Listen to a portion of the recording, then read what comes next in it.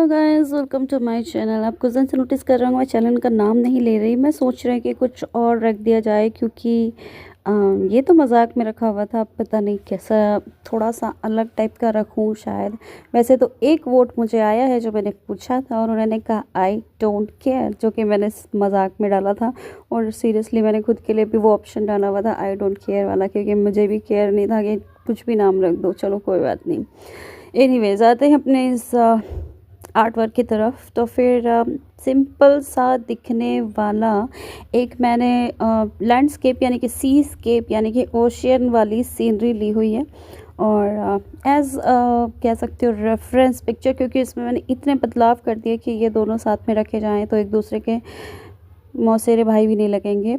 Anyways, सबसे deep वाले से हमेशा स्टार्ट करते हैं, सबसे पीछे वाले बैकग्राउंड कलर से हमेशा स्टार्ट करते हैं। जैसा कि मैं आपको हमेशा बताती हूँ कि मेरी ये टेक्निक आई डोंट नो कि दूसरे क्या करते हैं। क्योंकि मैं इतना कहते हैं ना कि एक्चुअली क्या होता है ना कि जैसे बच्चे को कोई क्रिकेट या कोई ऐसे स्पोर्ट्स पकड़ा दिए जाएं और उसकी एक टेक्निक अपने आप ही मतलब डेवलप हो जाती है कि वो उसके लिए कन्वीनियंट होती है, और जो कोच उनके होते हैं वो भी चेंज करने की कोशिश नहीं करते, क्योंकि चेंज करेंगे ना तो वो अपनी चाल ही भूल जाएगा। तो इसलिए मैं क्या करती हूँ कि सबसे डार्केस्ट और सबसे फार्देस्ट वाला जो पोर्शन है उसको पहले पेंट कर लेती हूँ। तो सबसे पहले जो डार्केस्ट यानी कि शायद प्रूशियन ब्लू होता है, मुझे नहीं कलर का पता कि कौन सा नाम है। आई अंडरस्टैंड कि शेडिंग अलग अलग है, बट कलर का नाम मुझे याद नहीं रहता। तो डार्केस्ट वाले कलर से मैंने जो है टॉप मोस्ट और बॉटम मोस्ट पोर्शन को कलर कर दिया है। ये एक्चुअली जो छोटा जो ये मतलब MDF बोर्ड है बहुत ही छोटा है, और मुझे जान के बड़ा ही आश्चर्य हुआ कि देखो ये ना ब्लेंड नहीं हो रहा था ठीक से। और मुझे इतना प्रॉब्लम नहीं आता ब्लेंड करने में जितना इसमें आ रहा है, क्योंकि ऑफ कोर्स स्केल बहुत कम है। मुझे क्या करना था कि सबसे प्रूशियन ब्लू से स्टार्ट किया सिरुलियन ब्लू की तरफ, फिर उसके बाद पिंक, पिंक के बाद ऑरेंज, ऑरेंज के बाद येलो और येलो के बाद वाइट। लेकिन इस छोटे से 4 इंच के डायमीटर वाले में ना ये इतना सारे कलर बहुत ज़्यादा ओवरवेलमिंग हो जाते हैं, और मुझे पहली बार मालूम चला कि ये थोड़ा सा डिफ़िकल्ट है। But keep blending blending blending, क्योंकि चाहे मेकअप हो, चाहे चेहरा हो, चाहे फिर पेंटिंग या कैनवास हो, लेकिन ब्लेंडिंग का बहुत ही ज़्यादा अच्छा वो रहता है। जितना अच्छा ब्लेंड कर लोगे उतनी अच्छी बात है। और जब तक आपको सेटिस्फेक्शन नहीं हो तब तक करते रहो करते रहो करते रहो, कोई दिक्कत नहीं है। छोटा सा है, ज़्यादा कलर भी नहीं लगना है इसमें। एनीवेज, तो येलो वाला पार्ट में हम लोग आ गए हैं, और आप चाहो तो कई सारी लेयर्स को जमा सकते हो, कई सारी लेयर्स को, कि इससे क्या होता है कि और ज़्यादा इफेक्ट अच्छा आता है, 3D अच्छा आता है। वैसे मैंने सोचा नहीं था कि इतनी कॉम्प्लिकेटेड हो जाएगी, बट हो गई थोड़ी सी। एनीवेज, मैं कोई सा भी पोर्शन पूरा नहीं ढक रही हूँ, आपने देखा होगा। और ये जो है ना पोर्शन आप देख सकते हो कि मैं थोड़ा थोड़ा करके ब्लेंड कर रही हूँ, क्योंकि ब्लेंड इसमें क्या ब्रश का भी मार्क आएगा थोड़ा सा, क्योंकि अभी फ्लैट ब्रशेस मेरे ख़राब हो रखे हैं, नए चाहिए। बट अभी इतना ज़्यादा मेरा काम नहीं है पेंटिंग का कि मैं नए खरीद खरीद के ढेर लगा दूँ। इतनी जगह भी नहीं रहती, इतना दिमाग भी नहीं रहता, वो खो जाएगा फिर दोबारा दूसरे जीवन में मिलेगा कभी। एनीवेज, ब्लेंड वेंड करते करते हम लोग इधर पे आ गए हैं कि जो लाइटेस्ट पोर्शन है, चाहे आप इसको आसमान में चाहे बादल समझ लो, चाहे जो समझ लो, पर जो लाइटेस्ट पोर्शन है ऑफ कोर्स वहाँ पे सनसेट हो रहा होगा। सनसेट और सनराइज़ में बहुत सारे कलर्स का समावेश होता है। और ऐसा होता है कि देखो, वैसे तो इस पेंटिंग को जिसको मैंने लिया हुआ है इसमें पिंक और वायलेट और जो भी इसके जो कलर्स हैं, चचेरे मौसेरे भाई, ये वाले जो कलर्स हैं ना इसका समावेश ज़्यादा था जो रेफरेंस पिक्चर मैंने लिया हुआ था। बट मेरे में थोड़ा सा ऑरेंजिश ज़्यादा हो गया। और मैंने इस बारे में क्योंकि ऑरेंजिश इसलिए हो गया क्योंकि जब जब मैं ये पिंक कलर अप्लाई कर रही थी तब तक क्या हो रहा था कि मैंने इसको ड्राई नहीं किया था। ड्राई करने के बाद अगर आप करोगे तो सारे कलर्स डिस्टिंक्ट दिखाई देंगे, लेकिन अगर आप इसको वेट ऑन वेट टेक्निक कर दोगे तो होगा क्या कि पिंक वाला जो है येलो और ऑरेंज के साथ मर्ज होने के बाद रेड बन जाएगा। इसलिए ये प्रॉब्लम आ रही थी बार बार, और मैं इतना ज़्यादा केयरफुली करने रही थी। एग्जैक्ट मुझे पिक्चर बनानी नहीं थी, और आप अब पिक्चर देखोगे। और फिर क्या था कि मेरे ही फ़ोन से मुझे देखना था, मेरे ही फ़ोन से रिकॉर्डिंग करनी थी, तो प्रॉब्लम आ रही थी। तो फिर मैंने कहा कि अपने हिसाब से कुछ कुछ बनाती हूँ मैं। स्काई का कलर मैंने लिया ज़रूर रेफरेंस, बट कुछ कुछ भी उससे सिमिलैरिटी बहुत दूर दूर तक नहीं है। एनीवेज, डार्क और डार्क करते हुए और थोड़ा सा कॉन्ट्रास्ट बढ़ाते हुए इधर पे मैं, तो कॉन्ट्रास्ट बढ़ाने से क्या होगा कि आपका जो जो जो भी आप दिखाना चाह रहे हो ना, बड़ा अच्छे से कॉन्ट्रास्ट उभर के आएगा और काफ़ी अच्छा दिखाई देगा। तो मैंने जो सबसे डार्केस्ट ब्लू लिया था उसको वापस से 1-2 परत चढ़ा दिया है।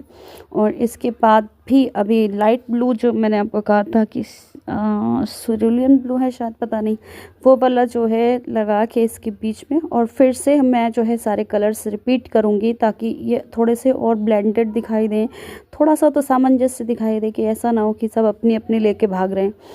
सारे कलर्स मतलब जुदा जुदा हैं, कोई भी कहते हैं ना कि मिलना नहीं चाहते।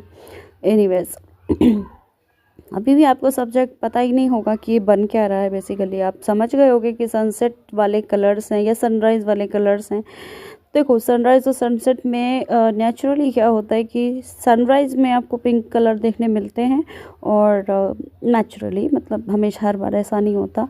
देखो क्या है कि मेरे हिसाब से, मैं टेक्निकली इतनी साउंड नहीं हूँ, बट मुझे ऐसा समझ में आया जो मैंने स्टडी किया कि जब सुबह का टाइम या सनराइज़ या सनसेट का हो रहता है, सनराइज़ में या सनडाउन में, तो क्या होता है कि जो शॉर्टर वेवलेंथ वाली जो लाइट्स हैं, मतलब जैसे कि ब्लू, ग्रीन, वायलेट, ये वाले जो है स्कैटर हो जाते हैं एटमॉस्फेयर में, और जो लॉन्गर वेवलेंथ वाले जैसे कि ऑरेंज हो गया, पिंक हो गया, तो ये क्या है कि ये डायरेक्ट आ रही होती हैं। तो इसके की वजह से जो है ना, कुछ वायलेट, कुछ पिंक या ऑरेंज के ह्यूज़ जो है ना, डिपेंडिंग ऑन एटमॉस्फेयर किस टाइप का है, पोल्यूशन कितना है, और सस्पेंडेड पार्टिकल्स कितने हैं, स्कैटरिंग कितनी हो रही है, इस पर डिपेंड करते हुए उस तरीके के ह्यूज़ दिखाई देते हैं। जैसे कि आपने कई बार देखा होगा, मैंने एक फिनोमेनन बहुत बार देखा हुआ है, जो कि क्या होता है कि जब सनसेट हो रहा होता है, तो मैंने देखा हुआ है कि जब थोड़े से बादल ऊपर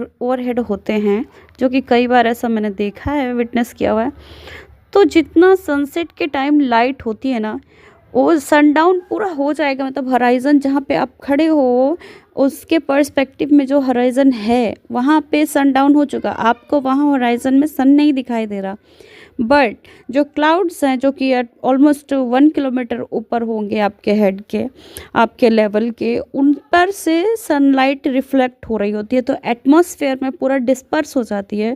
और आपने देखा होगा कभी पिंकिश टाइप का मतलब सन डाउन होने के बाद जब लाइट बिल्कुल ख़त्म हो जानी चाहिए एटमॉस्फेयर से, डार्कनेस आनी चाहिए, डस्क फॉल होना चाहिए, अक्सर तब मैंने ऑब्जर्व किया है कि बिल्कुल पूरा एटमॉस्फेयर पिंक पिंक हो जाता है। मैंने कई बार अपनी खुद की सेल्फी भी ली है इस समय कि भाई क्या हो रहा है, मज़ा आता है बहुत देखने में।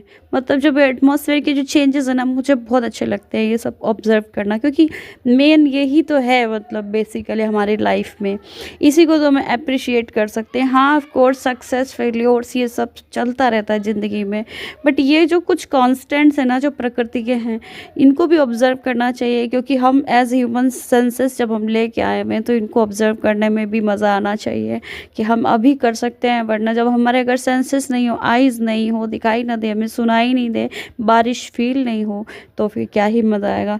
तो फिर थोड़ा बहुत तो एंजॉय करना चाहिए। तो मैंने इससे कई बार फिनोमेनन देखे हुए हैं, तो ऐसा श्योर तो नहीं कह सकते, but most of the time, in fact science भी थोड़ी सी इस बारे में कंफ्यूज्ड है कि पिंक ह्यूज़ जो है वो सुबह के टाइम दिखाई देती है ज़्यादातर। हो सकता है कि इसका जो कारण है वो कुछ क्लाइमेट चेंज से भी रिलेटेड हो, क्योंकि ऑफ लेट पिंक ह्यूज़ थोड़े से बढ़ गए हैं। मैं एक्चुअली नॉकटर्नल भी हूँ, जो कि मैं रात में भी जग जाती हूँ कई बार, और क्योंकि मुझे नींद नहीं आती, मैं नींद की गोलियाँ लेके सोती हूँ। और मैं थोड़ा सा ना अर्ली बर्ड भी हूँ। कई बार मुझे सनराइज़ देखने में जो मज़ा आता है ना, उसमें सच में यार वो चीज़ आपको कहीं भी मतलब उतना आनंद नहीं आएगा जितना आपको सनराइज़ देखने में आएगा। आपको लगेगा कि आप उसको ना ग्रहण कर रहे हो एक तरीके से, आप उस ऊर्जा को जो सन की है, उगते हुए सूरज की, ऑल्दो कहीं से सूरज उग नहीं रहा, बस हमें दिखना स्टार्ट हो रहा है हॉराइज़न से, तो वो जो है हमको एनर्जी फील होनी स्टार्ट होती। तभी मैंने कई बार बताया भी आपको कि ये एक्चुअली मैंने खुद ने फील किए हुए हुए हैं। हाँ, ऑफ़ कोर्स मैंने भी साइकियाट्रिस्ट विज़िट करी हैं कई बार, लाइफ़ में होता है, तो मैंने भी विज़िट करी हैं। तो हो सकता है कि कुछ टेंडेंसी ऐसी हो, या फिर कोविड के समय हम कुछ ज़्यादा ही थोड़े से डाउन हो गए थे, मतलब मेंटली भी। सब कोई अपने घर में लॉक्ड हो गया था और सोचने का ज़्यादा टाइम था, करने को ज़्यादा कुछ नहीं था।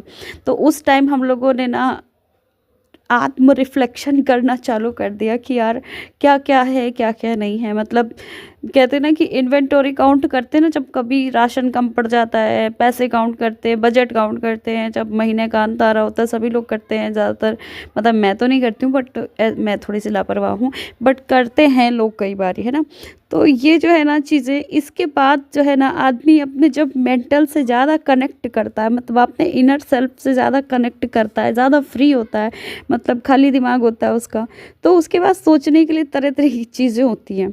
तो उस टाइम लोगों को डिप्रेशन बहुत ज़्यादा बढ़ गया था। मेरे साइकियाट्रिस्ट, मेरे साथ थोड़ा-सा हादसा हो गया था, उस बारे में मैं सॉरी बता नहीं सकूँगी, बट थोड़ा-सा ज़्यादा ही कुछ हादसा हो गया था। किसी को मैंने खो दिया था कोविड के टाइम, तो मुझे साइकियाट्रिस्ट के पास जाना पड़ा। तो उन्होंने कहा कोई अजीब बात नहीं है, मुझे भी है, मुझे भी प्रॉब्लम है, सबको है। अभी तो ऐसे समय में शायद ही कोई होगा जिसको कि कुछ ना कुछ साइकियाट्रिक प्रॉब्लम नहीं होगी। इनफैक्ट अभी कह सकते हैं कि 99% के आसपास तो चल ही रहा है रेट, कि सबको है ही, उसको पता है नहीं पता है इज़ अनदर मैटर। एनीवेज़, तो ये कुछ झाड़ मैंने बना दिए हैं। देखो, समुद्र के पास में रह चुकी हूँ 5-6 साल, द्वारका में, द्वारकाधीश में, जहाँ पे भगवान श्री कृष्ण का टेम्पल था, जो उनकी राजधानी थी, वहाँ पे मैं रही हूँ। बट वहाँ एज़ सच ये पाम ट्रीज़ या कोकोनट ट्रीज़ वगैरह नहीं होते, मैंने देखे नहीं हैं जहाँ पे मैं रहती थी, क्योंकि वो थोड़ा अर्बन एरिया था। मैं हमेशा अर्बन में ही ज़्यादा रही हूँ।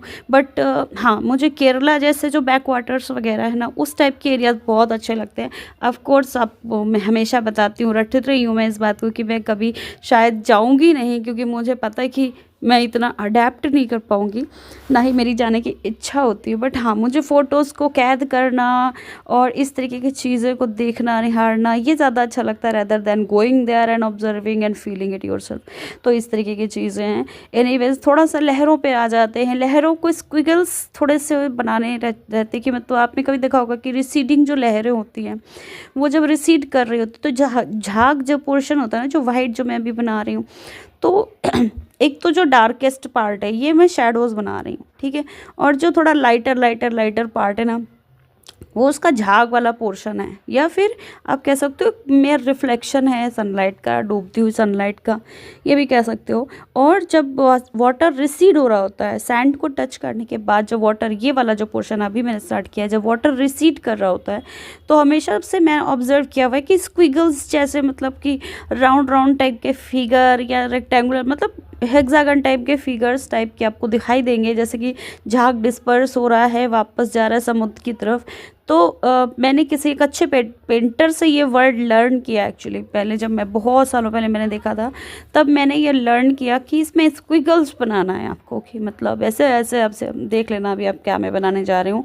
थोड़ा सा लाउड हो जाएगा इस पेंटिंग के लिए, क्योंकि बहुत छोटे ही स्केल की है, बट थोड़ा सा राउंड राउंड टाइप के आपको ये बनाने रहते हैं। तो इस तरीके का कुछ चीज़ें होती हैं जो बहुत ही कीनली ऑब्जर्व करना रहता है पेंटर को। तभी आपने देखा हो पेंटर निकल पड़ते हैं और अपना ईज़ल खड़ा कर देंगे और उसके ऊपर पेंटिंग करेंगे। नेचुरल साइट्स पे वो एक्चुअली जाते हैं, ऑब्जर्व करते हैं। ये चीज़ वो घर बैठे नहीं करते थे पहले के ज़माने में, अब बात हो रहे हैं हम इंटरनेट पे सर्च कर लेते हैं और कर मारते हैं।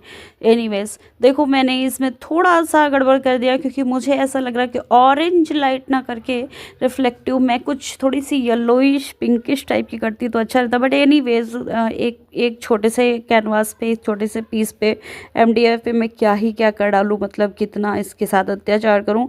और भी चीज़ें थी जो मैं इस पर ड्रॉ करती, बट मैंने सोचा बस इसको फिनिश करते हैं यहीं पर। और थोड़ा सा ऐसा कर दिया, थोड़ा बहुत कर दिया मैंने, ख़त्म होती हुई रंग से, मतलब ब्रश में जितना लगा उतना, ठीक है। इसके बाद of course sea birds return हो रहे हैं अपने अपने घोंसलों में। वो सी बर्ड्स से क्या होता है ना, पेंटिंग में जान आ जाती है। पहला जो जान आई थी पेंटिंग का, जो क्लाइमैक्स पार्ट था, जिससे कि आपको समझ में आता है कि ये पेंटिंग किस लिए और किस बारे में बन रही है, वो था आपका सन वाला पोर्शन। ऑफ कोर्स टेढ़ा मेढ़ा है, उस पर ध्यान मत देना, मैं उसको कर लूँगी अपने हिसाब से। उस वक़्त मेरे को दिख नहीं रहा होता क्योंकि आगे जो है मेरा फ़ोन लगा रहता है, मुझे दिख नहीं रहा होता है, तो मैं बहुत अच्छे से नहीं देख पाती। कुछ अंदाज़े से भी पेंट करना पड़ता है, ये नहीं कि आपको सारा कुछ दिख ही रहा हो। कभी-कभी दिख सही रहा होता है, फ़ोन पे रिकॉर्ड गलत होता है। तो अब आ गई चिड़ियों की बारी। ये जा रहे हैं अपने घोंसलों की तरफ वापस, और कल फिर से निकलेंगे शिकार पे। और हो सकता है मुझे चिड़िया जो है ना, अल्बाट्रॉस सबसे अच्छी लगती है, मतलब जो समुद्री, मैंने कभी देखी नहीं है बट सबसे बड़ी वाली होती है अल्बाट्रॉस। तो सब विलुप्त प्राय हैं वैसे तो। और उसके बाद थोड़ा सा और शेडोज़ को डार्कन कर दिया, ऐसे मेरा ये